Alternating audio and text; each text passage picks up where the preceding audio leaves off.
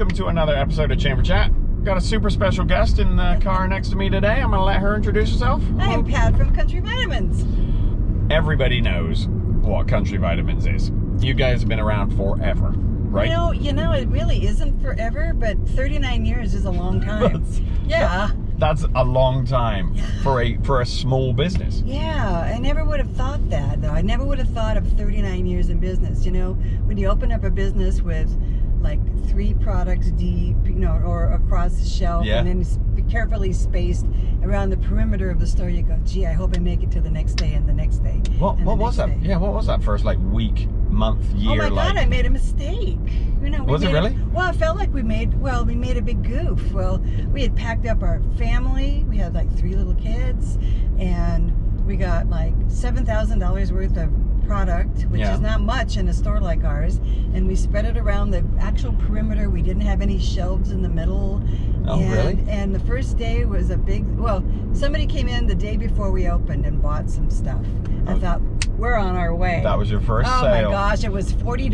I thought, oh my gosh, we're on our way. And then the day we opened, nobody bought anything. It was a big zero. Oh, really? Zero. Oh no. And the next day somebody came, we had customers, and then the third day, 0. And I thought, oh my God, we've moved up here. We've made a massive mistake. And we just hung in there. And we, kept.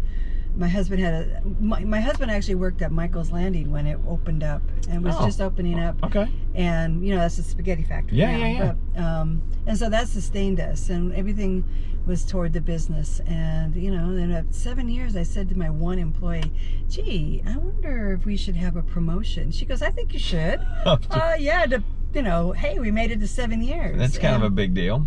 Yeah, so it was not like an absolute complete. There were other stores like ours in the community. I think there were 2 or 3 other locations that had vitamins and stuff. But what people may not know is you've been in the same location. Yeah. It's literally the same store. Yeah, we haven't moved. We had a business in Avery Square when it first opened up. Yeah. All of that went away. And, we fortunately didn't merge those 2 businesses, and we kept our Country Vitamins separate, and we moved a lot of shelving over, and we moved some of the products that we had at Mama's Market over to the store. But eventually, we kind of thinned it down. We stopped selling bagels. We had sold fresh pasta. Oh, cool. And stuff like that. But we got and cheeses, and we and dog food and pet food, but we got out of that. Where'd the name come from? Obviously vitamins, but why was it Country Vitamins? Because I don't know. It just seemed like we were living in a city when we moved. This was the country. I don't know. It just sounded more, folksy and friendly. Yeah. Sometimes just keep it simple, right? Yeah. That's good. Who were your first neighbors? Do you remember who? 40 years ago, 39 years ago, who were either side of you? Oh, yeah. Rainbow 1 Hour Color Lab was next to us, and Cirillo's was on the other side. Oh, yeah? Oh, whoa. Cirillo's was that was a bumpy one. So a bump here. Well, that's cool. So Cirillo's has been around for a long time, too. Yeah. Oh, that's right. Yeah. Why vitamins? Because, nowadays, obviously it's a multi-billion, trillion-dollar industry, whatever it is. I would just say a couple billion, yeah. Oh, okay. But back then, that's kind of not new, but it's not like it is now, right? Well, I've told this story like at chamber events when we get together as greeters, but my mom got into vitamins when I was a kid, and I said, please don't talk to my friends, That's right. because they'll think we're health food fanatics. The hippie family. That hippie bit. Right. Yeah, and I think when I found out I was pregnant with our first child, and I started reading, and I started going, maybe mom was right. And so then I ended up actually after 3 kids, and they were, pregnancies went great, and the outcomes were great. I went to work for a vitamin chain where we lived in Southern California called Great Earth. They no longer are a chain. Okay. But I went to, and I really enjoyed it, and I appreciated the information behind it, because that Great Earth was actually started by 2 pharmacists who felt that they they needed to actually help people understand that besides the drugs, they needed to do other things to sustain their health. Right. So, I learned a lot, and they offered franchises. Well, the one in Oregon was already taken. Okay. So my husband said, well, let's just do it ourselves. And I said, what? Anyway, that was a big motivation, and that's why we moved here. Yeah. Because my husband we had actually taken a tour, and we really love Oregon. And that's what I was going to ask. Yeah, why up here? Well, we always wanted to move to Oregon. Okay. We wanted to raise our kids in a place that was a little more family friendly. We were in Southern California. That was good. Yeah. Okay. And so we did that. We did the tour, and my husband had been in Corvallis before with a friend, and really loved it. He says, I want you to see Corvallis. I really like it. And we came up here in the fall. Looked beautiful. Oh, yeah. It was around the fall festival time. And, good time. Oh my gosh, the trees were, I grew up, in Southern California, and we didn't live in a place where we had the changing colors of the trees like we're having right now. So this was all beautiful and brand new experience for me. And I'm here. But scary at the same time, right? Oh my gosh, is it scary? Yes. Especially when your first day you're open, you have zero. Yeah, exactly. You probably don't have too many of those days anymore. No, we have a really wonderful clientele. So vitamins. So obviously, we talk about what you do, and they're for everybody. It's not, I think maybe not years and years ago, but there was a time where perhaps it was just something either you did if you have some health issues, or if you wanted to completely drastically change your diet or something like that. But now, it's just a regular part of life, right? Right. There's certain recommendations that doctors, physicians do make, like a multivitamin to cover all your bases. Now, vitamin D is a big deal for many reasons. Mm-hmm. And, calcium and, folic acid for pregnant women. I think it's the science that has advanced the information to people, and the internet has served two purposes. Giving people access to that information, but also it has given them sometimes too much information, and therefore they do self-diagnosis and that kind of stuff. So the internet has pros and cons on that, but it's allowed people to find more information. Right. So the interesting thing about multivitamins is they were developed, I think, and this is a story that I've heard.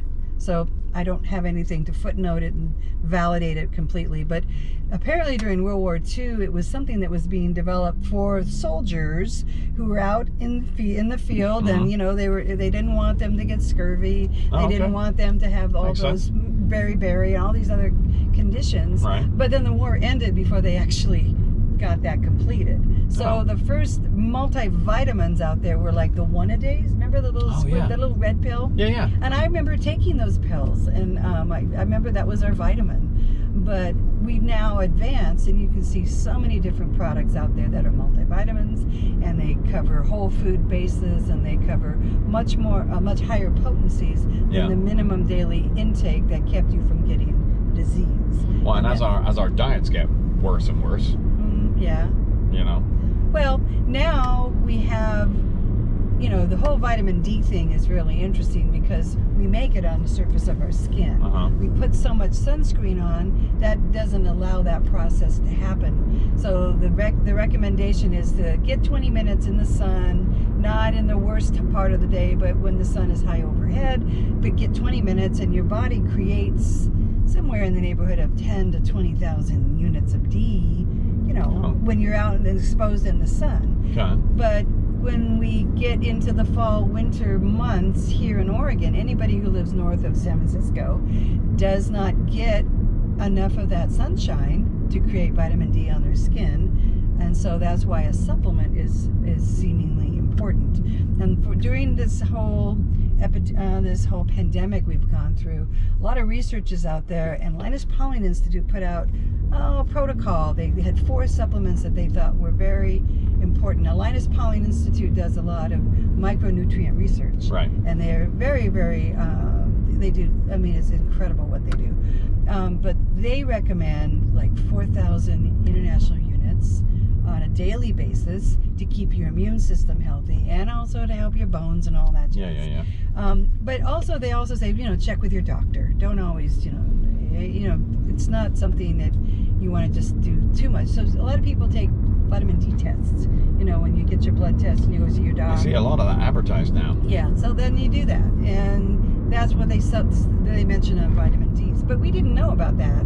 We didn't know about its importance back in the 40s and the 50s and the 60s. So. But maybe you did. I mean, your parents did it. Your mom was into it. You guys were into it. Well, the thing about vitamin D, we didn't know as much. We knew it was related to calcium absorption. Okay. But you know, we thought it might calcify soft tissue if you took too much vitamin D.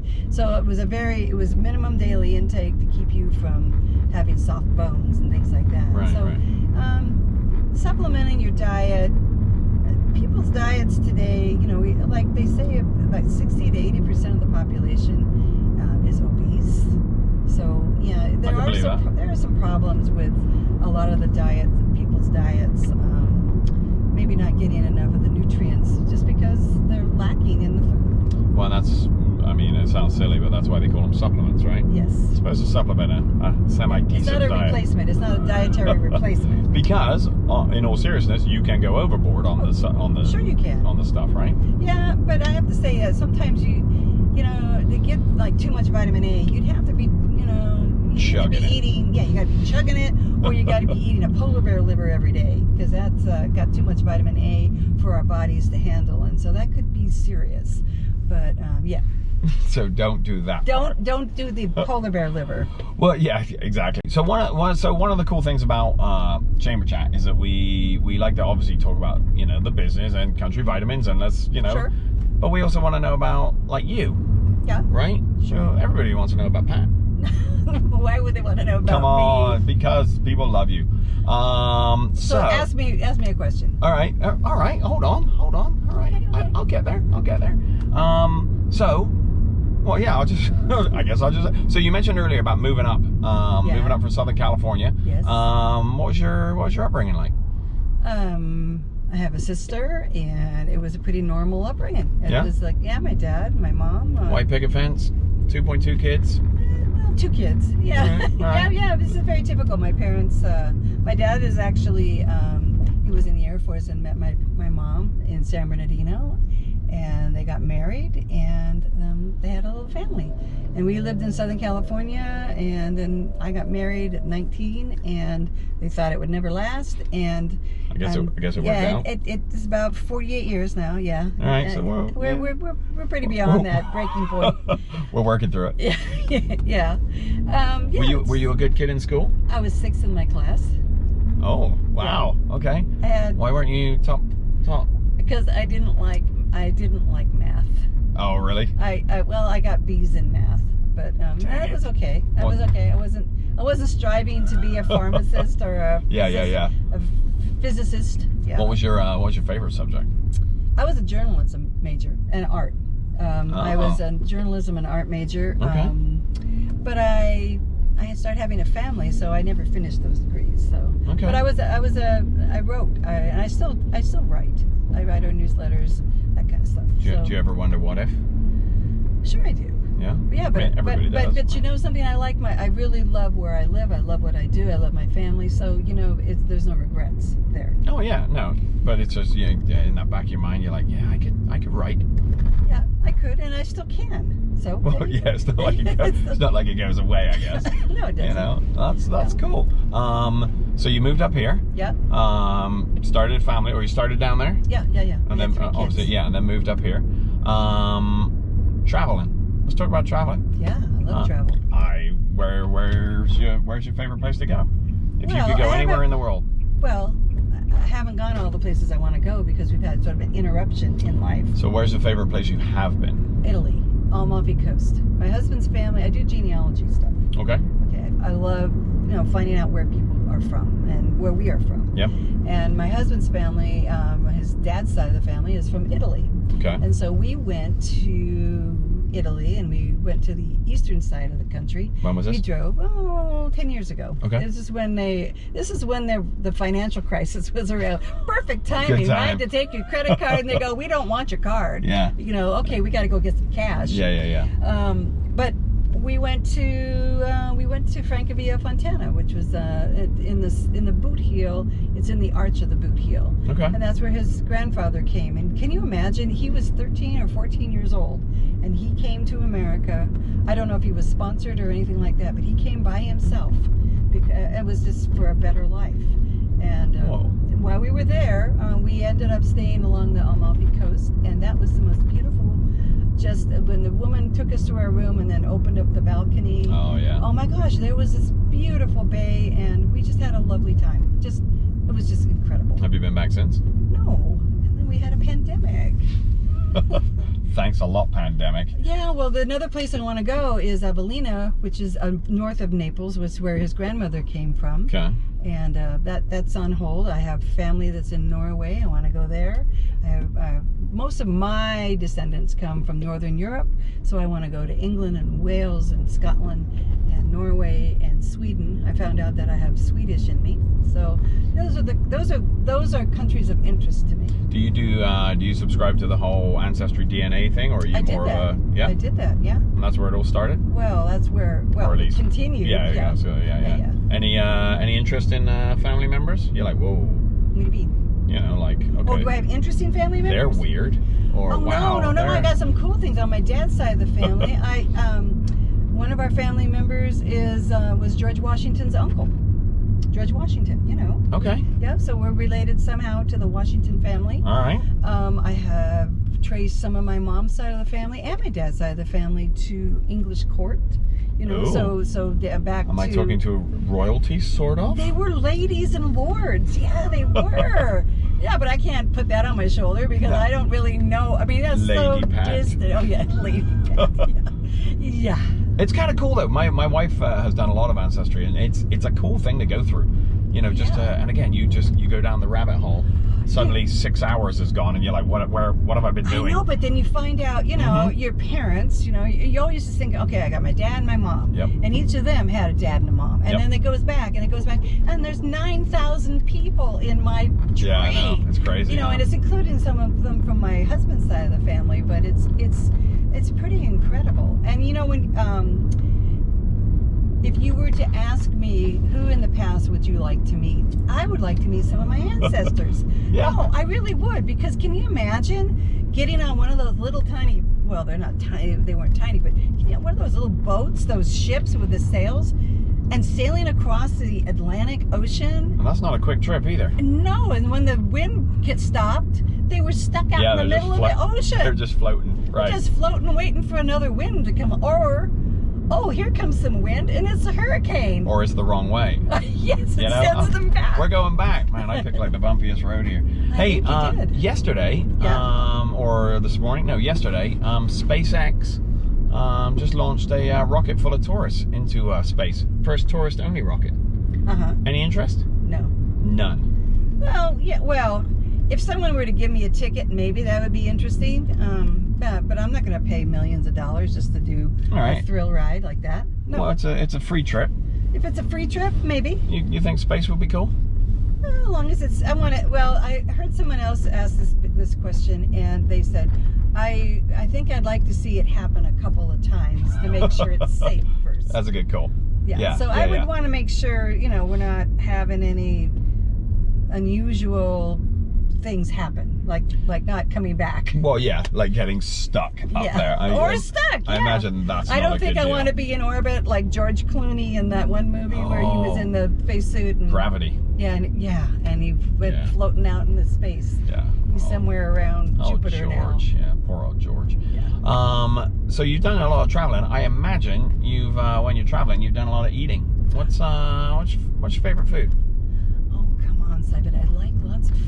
Well, but if you're it's your last meal you're gonna ever have, what's your plate?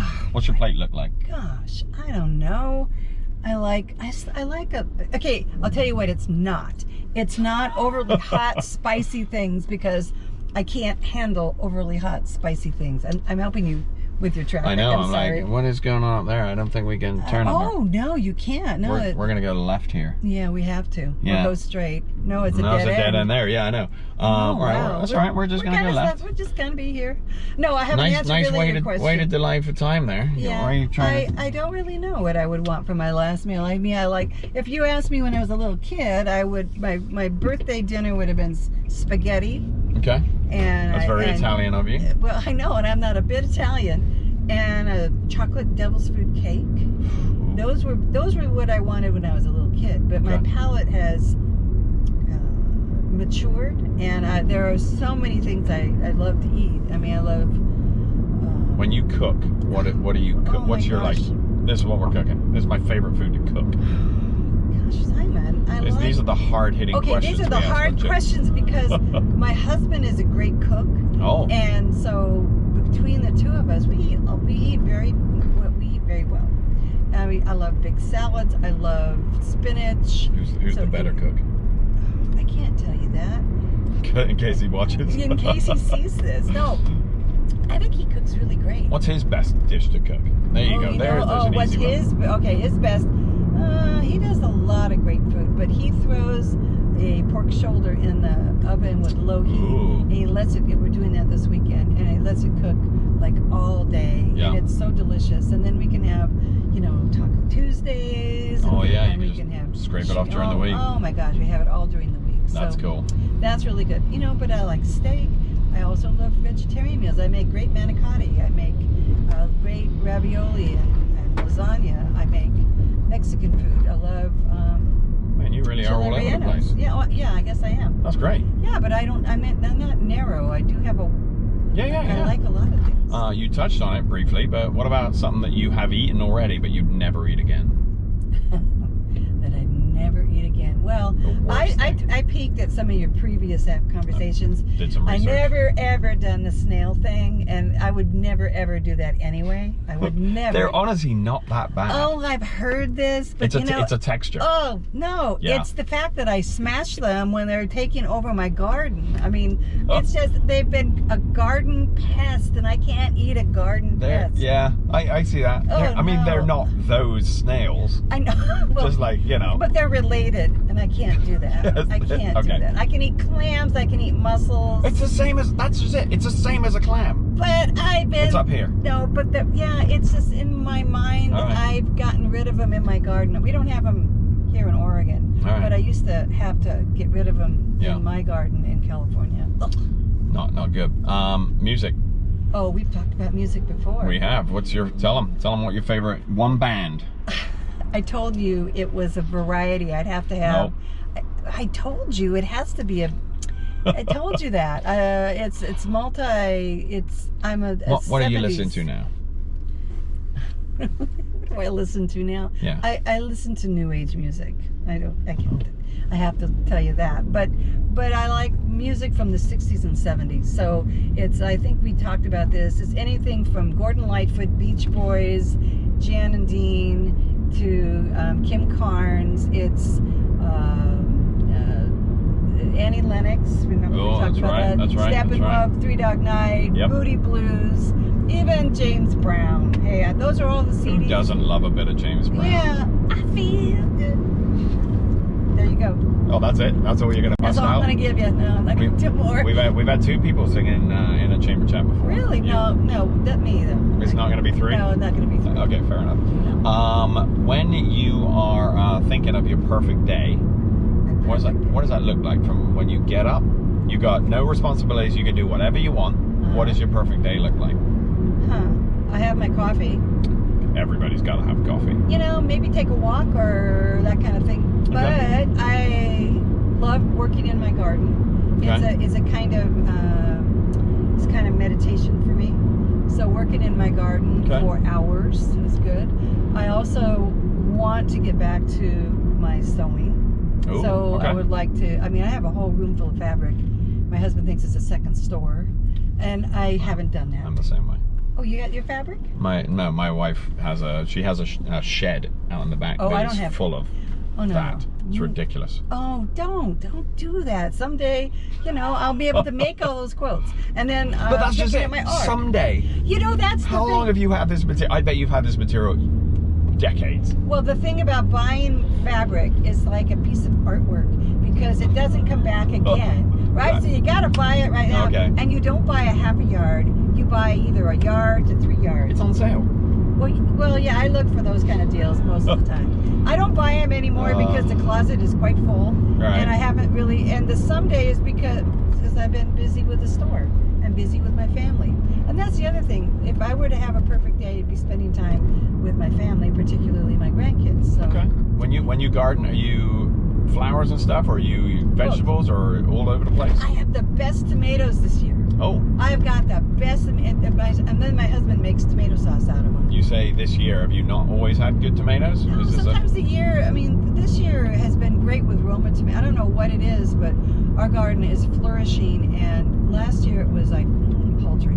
So I don't know. I had good berries. I have raspberries and blueberries. I have cucumbers and green beans and peas, and all that kind of stuff. So I like to be able to pull produce out of my garden. That's pretty cool. But I also like flowers. So I got fuchsias and begonias and gardenias. And gardenias in my front yard, yeah. You guys can't tell on camera, but it smells amazing in here. It's the gardenia scent. Yeah. Yeah. It's good. It's a good scent. Get yourself some gardenia. Hey, last question. Yeah.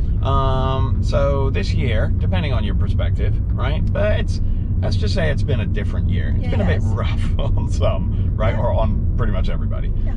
What's something good you got out of this past year? What have you learned? Well, the kindness of people and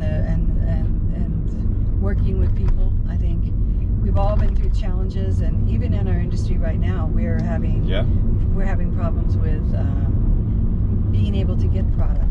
And people are very patient and they understand. And so it's been a humbling, I think, situation for everyone, and we're all more patient with each other. I think. Obviously nobody wanted it to happen, but it kind of need to happen. It was kind of a good reset for everybody. Maybe, yeah. And maybe we could have found a different way to make a reset. That probably would have been good. Yeah. But I've asked that question before, and people are like, it made me realize what was important. Oh, absolutely. Or what wasn't important, maybe. Oh, yeah, that too. Oh, absolutely. I mean, we've had to adjust, and we have to pivot. There are certain things we had to keep doing, and you have to learn to be flexible and to actually keep moving forward, but keep adjusting. So and our business, we've had a lot of people interested in certain supplements to get them through this and keep them well, and that makes us feel we appreciate that, but it makes us. I'm very grateful, that people continue to patronize our store. There isn't a person you would talk to who doesn't think you guys are rocking it. Oh, really? Yeah. Thank you. You are. I told a couple of people we've been doing. We did this, or we did it before, and then they got screwed up. Right? People love you around here. Thank you. It's cool. It's very cool to have you as part of the business community here in Corvallis. If there's like 3 people who are watching this that don't know who the heck you are, where you are, or how to get a hold of you, fill them in. Okay, we are in Circle Center, which is just west of 9th and Circle. We're across the street from Market of Choice and right next door to Sarella's Pizza. And they can call you at 541-757-3170. We're open Monday through Saturday. That was the thing we changed. We used to be open 7 days a week, but my staff and I were burning out. So Sundays were closed, and we are the information specialists and product specialists. So please stop in. And Pat puts out a great monthly newsletter as well. I try. It's a good one. So thank you. No worries. Thanks for joining us. Yeah, thanks for the retake here. Yeah, we screwed it up first time. I screwed it up the first time. No, we had technical difficulties. Yeah, exactly. All right. Yeah. All right, thank you. We will join you on another episode of Chamber Chat. All right. See you later. Bye.